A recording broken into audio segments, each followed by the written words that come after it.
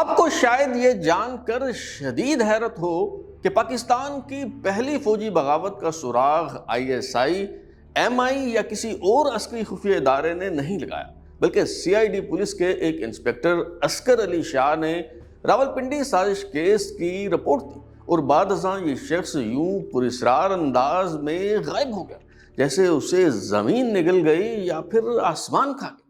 مگر اس سے بھی کہیں زیادہ ناقابل یقین بات یہ ہے کہ جب commander in chief general Ayub Khan نے فوجی بغاوت کا سراغ لگانے میں ناکامی پر DGMI کی سرزنش کی تو یہ حساس اور خوددار فوجی افسر ذلت اور رسوائی برداشت نہ کر سکا اور اس نے خودکشی کر لی۔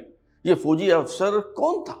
راولپنڈی سازش کیس میں گرفتار کیے گئے ملزموں کا ٹرائل کر کے انہیں کیسے سزائیں دی گئی، اور پھر جسٹس منیر کی فیڈرل کورٹ یعنی اس وقت کی سپریم کورٹ کے ایک فیصلے کے باعث یہ سب لوگ کیسے رہا ہونے میں کامیاب ہو گئے۔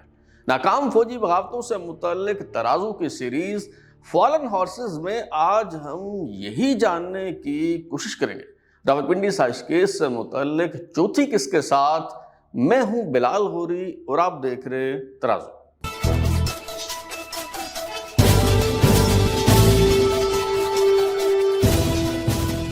راولپنڈی سازش کیس میں گرفتار فوجی افسروں اور سویلین ملزموں کے ٹرائل کا آغاز 15 جون 1951 کی صبح حیدرآباد سینٹرل جیل میں ہوا۔ استغاثہ کے بڑے وکیل AK بروہی ایڈوکیٹ تھے۔ کیپٹن ظفر اللہ پوشنی جو اس ناکام فوجی بغاوت کا حصہ تھے، وہ اپنی خود نوشت میں اس سماعت کا حال بیان کرتے ہوئے لکھتے ہیں کہ مقدمہ کے پہلے دن وکلا کی بڑی ریل پیل تھی۔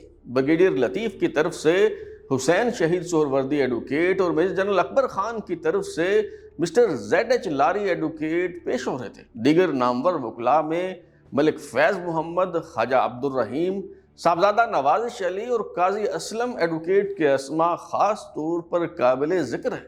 ان کے علاوہ کم از کم 9-10 وکلا اور بھی تھے۔ بعد میں کئی وکلا اپنے موکلوں کی بڑھتی ہوئی مالی بدحالی کے سبب ایک ایک کر کے حیدرآباد سے رخصت ہو گئے۔ البتہ مسٹر سہروردی نے آخر دم تک یاروں کا ساتھ نہیں چھوڑا۔ انہوں نے روپے پیسے کی پرواہ نہیں کی اور 1.5 برس تک عدالت میں ہماری طرف سے پیش ہوتے رہے۔ حسین شہید سہروردی جو بعد ازاں وزیر اعظم بنے، راولپنڈی سازش کیس میں بطور وکیل دفاع کی گئی جرح اور سخت سوالات پر بری فوج کے commander in chief general Ayub Khan ہمیشہ ان سے خفا رہے۔ اس فوجی بغاوت میں گرفتار ایک اور فوجی افسر لیفٹیننٹ کرنل ضیاء الدین کہا کرتے تھے کہ حسین شہید سہروردی تو گواہ پر ایسی جرح کرتے ہیں کہ اسے بھنگی بنا کر رکھ دیتے ہیں۔ بہرحال استغاثہ کی طرف سے اس مقدمہ میں 300 سے زائد گواہوں کی فہرست پیش کی گئی، جس میں سے 2 وعدہ معاف گواہوں سمیت 17 گواہوں کو شارٹ لسٹ کر کے ان پر جرح کیا۔ ملزموں کا دفاع کرنے والے وکلاء کی طرف سے یہ فیصلہ کیا گیا کہ اپنی صفائی میں کوئی گواہ پیش نہیں کیا جائے گا۔ 15 جون 1951 سے 1 نومبر 1952 تک یعنی تقریباً 1.5 سال اس مقدمہ کی کارروائی چلی اور 5 جنوری 1953 کو فیصلہ سنایا گیا۔ میجر جنرل اکبر خان کے گھر سے جو دستاویزات برآمد ہوئی تھی ان کی تصدیق کے لیے استغاثہ کو زیادہ محنت نہ کرنا پڑی، کیونکہ مرکزی ملزم نے اعتراف کر لیا کہ یہ انہی کی تحریر ہے۔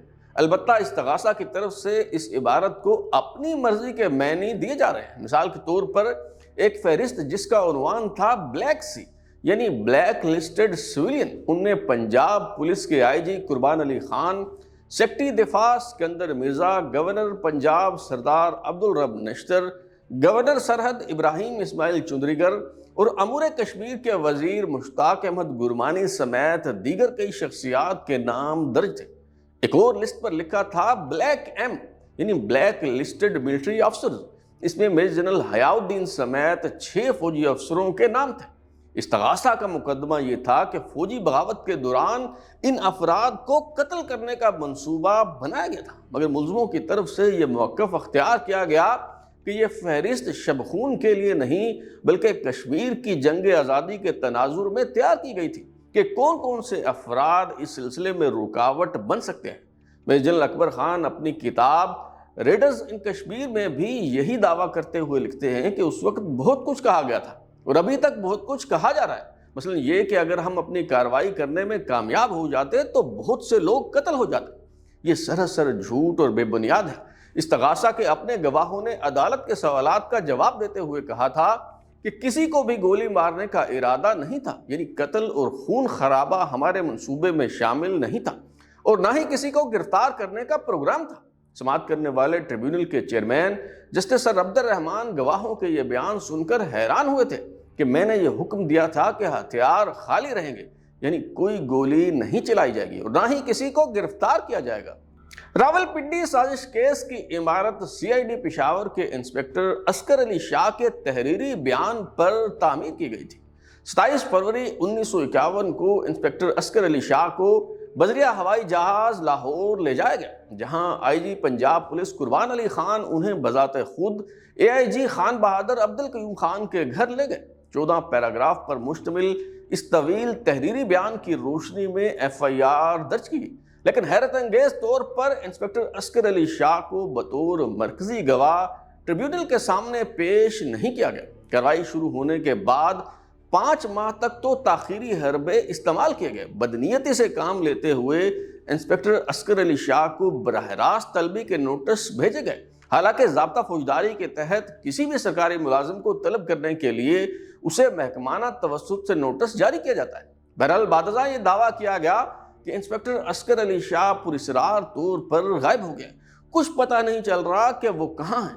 حیرت انگیز طور پر ڈیوٹی سے غائب رہنے پر ان کے خلاف کسی قسم کی محکمانہ کارروائی نہ کی گئی، اور فوجی بغاوت کے مقدمہ کی سماعت کرنے والے ٹریبیونل کو بتایا گیا کہ انسپکٹر عسکر علی شاہ نے ملازمت سے استعفیٰ دے دیا ہے۔ نہ تو استعفیٰ کو عدالتی کارروائی کا حصہ بنایا گیا اور نہ ہی ٹریبیونل میں شامل جج صاحبان نے استغاثہ پر اس حوالے سے دباؤ ڈالا کہ انسپکٹر عسکر علی شاہ کو ہر حال میں ڈھونڈ کر اور بازیاب کر کے اس ٹریبیونل کے سامنے پیش کیا جائے۔ اس حوالے سے حسن ظہیر کی تصنیف راولپنڈی سازش کے صفحہ نمبر 276 پر لکھا گیا ہے کہ عسکر علی شاہ کا معاملہ راولپنڈی سازش کیس میں معمہ بنا رہا۔ معلوم ہوتا ہے کہ کسی وجہ سے استغاثہ انہیں گواہ کے کٹہرے میں نہیں لانا چاہتا تھا۔ عسکر علی کے اکبر خان سے دوستانہ مراسم تھے اور ان کے خلاف اطلاعات فراہم کرنے کے بعد انہیں ندامت محسوس ہوئی ہوگی۔ یہ امر ان کی رپورٹ سے ظاہر ہے کہ وہ سازش کے قائدین کو پسند کرتے تھے اور انہوں نے تعریفی انداز میں ان کا ذکر کیا ہے۔ ممکن ہے کہ ابتدائی بیانات کے بعد ان میں منحرف ہونے کے رجحانات کو دیکھ کر استغاثہ نے عسکر علی شاہ کی گواہی کو تحریری بیانات تک ہی محدود رکھنے کی حکمت عملی اپنائی ہو، کیونکہ زبانی بیان سے کیس کو نقصان پہنچنے کا خطرہ محسوس کیا جا رہا تھا۔ لگتا ہے کہ ٹریبیونل استغاثہ سے دھوکہ کھا گیا یا دوسرے معاملات کی طرح اس نقطے پر بھی اس پر مہربان تھا۔ ملک حبیب اللہ سے جرا کے دوران کہا گیا تھا کہ اگر استغاثہ کا موقف سچ ہے تو عسکر علی شاہ پہلے گواہ ہوتے۔ بہرحال 1 نومبر 1992 کو مقدمہ کی سماعت مکمل۔ تقریباً 2 ماہ ٹریبیونل کے جج صاحبان نے غور و فکر کے بعد فیصلہ تحریر کرنے میں لگائے اور 5 جنوری 1953 کو 852 صفحات پر مشتمل تحریری فیصلہ جاری کر دیا گیا۔ میجر جنرل اکبر خان جو اس ناکام فوجی بغاوت کے سرغنہ تھے، انہیں 22 سال قید تنہائی کی سزا سنائی گئی۔ بریگیڈیئر محمد صدیق خان کو 7 سال قید بامشقت اور 500 روپے جرمانے کی سزا سنائی گئی۔ اسی طرح بریگیڈیئر لطیف خان کو 5 سال قید بامشقت اور 500 روپے جرمانے کی سزا سنائی گئی۔ لیفٹیننٹ کرنل ضیاء الدین اور لیفٹیننٹ کرنل نیاز محمد ارباب، ان دونوں کو 5 سال قید بامشقت اور 500 روپے جرمانے کی سزا سنائی گئی۔ میجر حسن خان اور میجر اسحاق، ان دونوں فوجی افسروں کو 4 برس قید بامشقت اور 250 روپے فیکس جرمانے کی سزا سنائی گئی۔ اسی طرح کیپٹن ظفر اللہ پوشنی اور کیپٹن خضر حیا، ان دونوں ملزموں کو 4 سال قید بامشقت اور 250 روپے فیکس جرمانے کی سزا دی گئی۔ ایئر کموڈور محمد خان جنجوعہ کو 7 سال قید بامشقت اور 500 روپے جرمانے کی سزا سنائی گئی۔ سویلین افراد میں سے فیض احمد فیض کو 4 سال قید بامشقت اور 500 روپے جرمانے کی سزا دی گئی۔ کمیونسٹ پارٹی کے سیکرٹری جنرل سید سجاد ظہیر کو 4 سال قید بامشقت اور 500 روپے جرمانے کی سزا سنائی گئی۔ اسی طرح کامریڈ محمد حسین عطا کو بھی 4 سال قید بامشقت اور 500 روپے جرمانے کی سزا سنائی گئی۔ میجر جنرل اکبر خان کی اہلیہ نسیم اکبر خان کو بری کر دیا گیا، جبکہ میجر جنرل نذیر احمد، جن کے خلاف سازش میں ملوث ہونے کے الزامات ثابت نہ ہو سکے، انہیں عذرو قانون سازش کی اطلاع نہ دینے کے الزام میں مجرم قرار دیتے ہوئے عدالت کے برخاست ہونے تک کی سزا سنائی گئی۔ اپریل 1955 میں فیڈرل کورٹ نے مولوی تمیز الدین کیس میں یہ فیصلہ دیا کہ گورنر جنرل کی توثیق کے بغیر پارلیمنٹ سے منظور کیا گیا کوئی بل قانون نہیں کہلا سکتا، اور گورنر جنرل کو آئین ساز اسمبلی کے منظور کردہ پرانے قوانین کی توثیق کا اختیار نہیں۔ مطلب یہ کہ راولپنڈی سازش کیس ٹریبیونل کے قیام سمیت وہ تمام قوانین جن کی گورنر نے ابھی تک توثیق نہیں کی تھی، اس عدالتی فیصلے کے بعد اب کالعدم ہو گئے۔ ہائی کورٹ نے اس قانونی نقطے پر ناکام فوجی بغاوت میں سزا پانے والے تمام ملزموں کو رہا کر دیا کہ جس ٹریبیونل نے انہیں سزائیں سنائی تھیں اب اس کی کوئی قانونی حیثیت باقی نہیں رہی، اور پھر نئی دستور ساز اسمبلی نے راولپنڈی سازش کیس کے ملزموں کی باقی ماندہ سزائیں معاف کر دی۔ البتہ کسی فوجی افسر کو ملٹری سروس پر بحال نہ کیا گیا۔ جیسا کہ اس سیریز کے آغاز میں بتایا گیا ہے کہ پاکستان کی پہلی فوجی بغاوت، جسے راولپنڈی سازش کیس کہا جاتا ہے، اس کا سراغ کسی عسکری خفیہ ادارے نے نہیں لگایا، بلکہ سی آئی ڈی پشاور کے ایک انسپکٹر عسکر علی شاہ سے ملنے والی رپورٹ پر گورنر خیبر پختونخوا ابراہیم اسماعیل چودھری گر کو آگاہ کیا گیا۔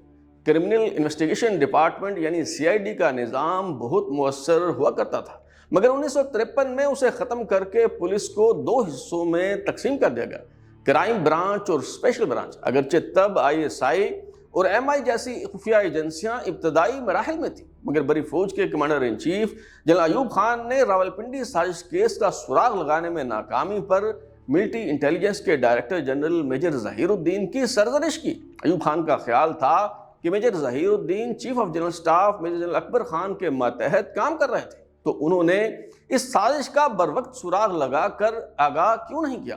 Commander in chief general Ayub Khan نے میجر ظہیر الدین کو ڈیموٹ کر کے یعنی تنزلی کر کے نچلے رینک میں بھیجنے کے بعد ان کو ڈی جی ایم آئی کے منصب سے ہٹا دیا۔ میجر ظہیر الدین جو نہایت حساس مزاج کے افسر تھے، یہ ذلت اور رسوائی برداشت نہ کر سکے اور انہوں نے خودکشی کر لی۔ میجر ظہیر الدین بہت قابل افسر تھے کہ ہمیں پاکستان سے پہلے سنگاپور میں تعیناتی کے دوران تاج برطانیہ کے خلاف رجحانات کے باعث انہیں ہٹا دیا گیا، تاہم بعد ازاں ڈی جی ایم آئی میجر جنرل بل کیتھرون کے احکامات پر واپس بلا کر برما کے محاذ پر ایک جاسوسی مشن پر روانہ کیا گیا۔ میجر ظہیر الدین کو ایک وائرلیس سیٹ دے کر جاپان کی فوج کے عقب میں چھوڑ دیا گیا تاکہ ان کی نقل و حرکت کی خبریں ملتی رہیں۔ جاپانی فوج نے میجر ظہیر الدین کو گرفتار کر لیا اور رنگون لا کر انہیں سزائے موت دینے کا فیصلہ ہوا۔ جب میجر ظہیر الدین کو گولی مار کر قتل کیا جانے لگا تو اتحادی فوجوں نے رنگون پر دھاوا بول دیا اور انہیں زندہ بازیاب کروا لیا گیا۔ میجر ظہیر الدین جو آئی ایس آئی کی بانی ٹیم کا حصہ تھے اور پہلے I S I chief major general Shahid Hamid کے ساتھ کام کرتے رہے۔ میجر جنرل شاہد حامد نے اپنی تصنیف ارلی ایئرز آف پاکستان میں میجر ظہیر الدین کا ذکر کرتے ہوئے لکھا ہے کہ میں میجر ظہیر الدین کو نہیں جانتا تھا اور ان سے متعلق میرا پہلا تاثر متاثر کن نہیں تھا، مگر جیسے جیسے ہم نے اکٹھے کام کیا میں ان کے گہرے مطالعہ، مقصد کے ساتھ اخلاص اور لگن کا قائل ہوتا چلا گیا۔ وہ نہایت غیر روایتی، شرمیلا اور تنہائی پسند انسان تھا۔ وہ تجزیاتی ذہن کا مالک تھا۔ اگر اسے کسی میٹنگ کے دوران نوٹس لینے کا کہہ دیا جاتا تو کسی غلطی کا احتمال نہیں ہو سکتا تھا، اور وہ جس طرح کے نتائج اخذ کرتا اس کی بات میں وزن ہوتا۔ ایک بار کمانڈر ان چیف کے لیے بہت اہم نوٹس تیار کرنا تھے۔ میں نے ظہیر کو دفتر میں بلایا اور کہا کہ میں بولتا چلا جاؤں گا اور تم نوٹس لیتے رہنا۔ میں ادھر ادھر گھومتے ہوئے باتیں کرتا چلا گیا اور ظہیر خاموشی سے مجھے سنتا رہا۔ آدھے گھنٹے بعد جب میری اس پر نظر پڑی تو نہ صرف یہ کہ وہ تقریباً سویا ہوا تھا بلکہ کسی قسم کے نوٹس بھی نہیں لیے تھے۔ اس نے کہا، سر میں اپنے ذہن میں نوٹس لے رہا ہوں، آپ بے فکر رہیں اور بات جاری رکھیں۔ جب بات ختم ہوئی تو میں نے کہا کہ مجھے 2 دن میں اس گفتگو کی سمری چاہیے۔ اگلے دن صبح ٹائپ کیے ہوئے 15 صفحات پر مشتمل سمری میری میز پر موجود تھی، اور کام اس قدر جامع اور مختصر تھا کہ مجھے ایک لفظ کا اضافہ یا کمی کرنے کی ضرورت نہیں پڑی۔ میجر ظہیر الدین نہایت حساس طبیعت کا مالک تھا، اس قدر حساس کہ اگر کوئی اس کے ساتھ اونچی آواز میں بات کرتا تو وہ سمجھتا کہ بس قیامت آ گئی ہے۔ بعد ازاں اسے GHQ میں chief of general staff major general Akbar Khan کے نیچے ڈائریکٹر ملٹری انٹیلیجنس تعینات کر دیا گیا۔ جب کیڈٹس ٹریننگ کے لیے ملٹری اکیڈمی پہنچتے ہیں تو سب سے پہلے ان کی انا اور خودداری کو نظم و ضبط کے سانچے میں ڈھالنے کی کوشش کی جاتی ہے۔ انہیں بتایا جاتا ہے کہ فوج میں چائے اور بے عزتی کا کوئی ٹائم نہیں ہوتا، لیکن اس سسٹم میں ایک ایسا فوجی افسر بھی تھا جس نے فوجی بغاوت اور سازش کا سراغ لگانے میں ناکامی پر سرزنش سے دل برداشتہ ہو کر خودکشی کر لی۔ میرے لیے یہ بات بہت غیر معمولی اور ناقابل یقین تھی۔ میں نے میجر ظہیر الدین کا سراغ لگانے اور اس کے اہل خانہ یا دوستوں کو تلاش کرنے کی بہت کوشش کی، لیکن کامیاب نہیں ہو پایا۔ میں نے اس سلسلے میں سابق corps commander Rawalpindi lieutenant general Faiz Ali Chishti, سابق DGI لیفٹیننٹ جنرل محمود، سابق DGI lieutenant general Javed Ashraf Qazi, سابق DGMO major general Tauqir Zia اور ISPR میں طویل عرصہ خدمات سر انجام دینے والے بریگیڈیئر سولت رضا سمیت نہ جانے کتنے ہی ریٹائرڈ فوجی افسروں سے رابطہ کیا۔ معلوم ہوا کہ کراچی میں ایک ریٹائرڈ فوجی افسر لیفٹیننٹ کرنل وجاہت اللہ خان، جن کی عمر 99 سال ہو چکی ہے مگر ان کی یادداشت بہت اچھی ہے، ان سے بھی رجوع کیا، لیکن میجر ظہیر الدین کے بارے میں کچھ معلوم نہ ہو سکا۔ میجر جنرل شاہد حامد تو 1993 میں وفات پا چکے ہیں۔ ان کے بیٹے میجر جنرل ریٹائرڈ سید علی حامد جو اسلام آباد میں ہوتے ہیں، ان سے بھی رابطہ کیا مگر کوئی کامیابی نہیں ملی۔ میرا خیال ہے کہ میجر جنرل سید شاہد حامد کی کتاب کے علاوہ کہیں میجر ظہیر الدین کا ذکر نہیں ملتا۔ بہرحال کیسے کیسے گوہرے نایاب ہمارے دامن میں موجود تھے۔ راولپنڈی سازش کیس کی رودات بیان کرنے کا سلسلہ جاری ہے۔ اب تک لیے اتنا ہی۔ بلال اوری کو اجازت دیجیے، پھر ملاقات ہوگی۔ اگر آپ اپنی رائے دینا چاہتے ہیں یا پھر کوئی تجویز تو ہمارا واٹس ایپ نمبر 0332841057 دستیاب ہے۔ اپنا فیڈ بیک دیں، لائک کریں، سبسکرائب کرنے کے بعد گھنٹی دبائیں اور دیکھتے رہیں ہمارا چینل ترازو۔